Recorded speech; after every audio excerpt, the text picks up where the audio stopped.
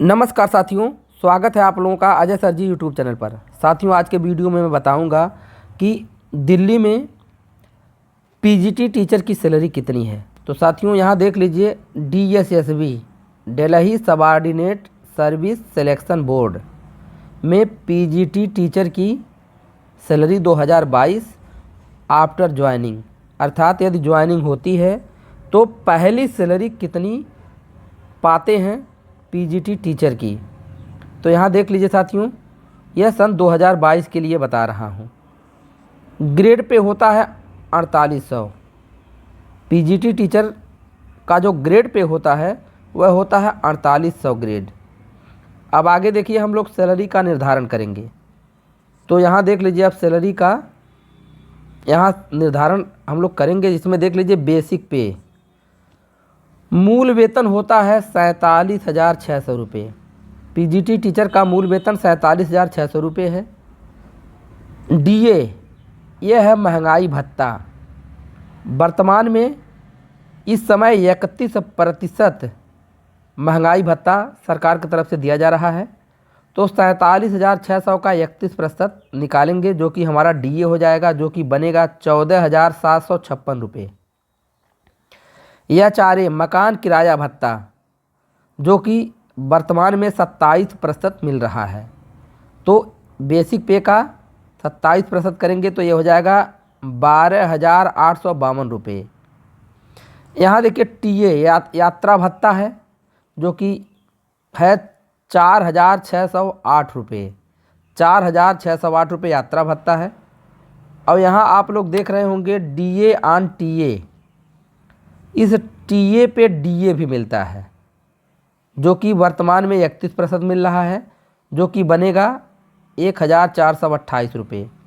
इन सबको जोड़ने पे हमारी ग्रॉस सैलरी बनेगी 81,244 रुपये। तो टोटल सैलरी पीजीटी टीचर की दिल्ली में कितना है? 81,244 रुपये। लेकिन इतना हैंड में नहीं मिलेगा, अर्थात सैलरी अकाउंट में इतना नहीं आएगा। कुछ डिडक्शन भी होते हैं जो कि ज़रूरी है, वो आगे जा कर के आपको लाभ पहुंचाएंगे। तो कौन कौन से डिडक्शन होते हैं उनके बारे में आप जान लीजिए। तो यहाँ देख रहे होंगे आप लोग, एक डिडक्शन का नाम है एनपीएस डिडक्शन। एनपीएस क्या है? न्यू पेंशन स्कीम या नेशनल पेंशन स्कीम या नेशनल पेंशन सिस्टम, इसको कई नामों से जाना जाता है। लेकिन यहाँ आपको बताना चाहता हूँ कि सन 2004 तक जिनकी नौकरी मिली है उनको पुरानी पेंशन योजना का लाभ मिलता था। लेकिन अप्रैल 2005 से जो नियुक्ति हो रही है उसमें पुरानी पेंशन योजना नहीं मिल रही है, उनको एनपीएस मिल रहा है। आपको अंतर बता दूं, ओपीएस में क्या होता था कि जब कोई कर्मचारी रिटायर्ड होता था तो जितना उसको उस समय सैलरी मिलती थी, लगभग उसकी आधी पेंशन बन जाती थी। अर्थात अगर वर्तमान में कोई रिटायर्ड हो रहा है और पुरानी पेंशन योजना से आच्छादित है, अगर वह 1 लाख पा रहा है तो उसका आधा अर्थात 50,000 के करीब लगभग में उसको पेंशन मिलना तय था। लेकिन एनपीएस में ऐसा नहीं है। एनपीएस में आपके वेतन से कटता है, सरकार भी कुछ अंशदान देती है, और जो पैसा इकट्ठा होता है वह पैसे का 60% नगद भुगतान हो जाता है और 40% जो पैसा बचता है उसको पेंशन में डिवाइड कर दिया जाता है। तो सबकी अलग अलग पेंशन बनेगी, जो कि ओपीएस से काफ़ी कम बनेगी। तो यहाँ देखिए, एनपीएस डिडक्शन में बेसिक पे और डीए का 10% कटता है।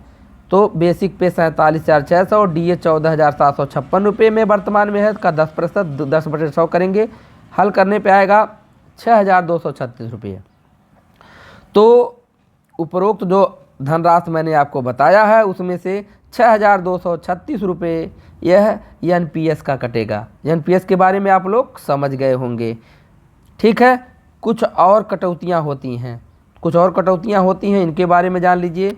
इनकम टैक्स की भी कटौती होती है। यह पर मंथ, देखिए पर मंथ कट जाता है, या अगर पर मंथ जिनका नहीं कटता है तो साल में एक बार इकट्ठे कटता है।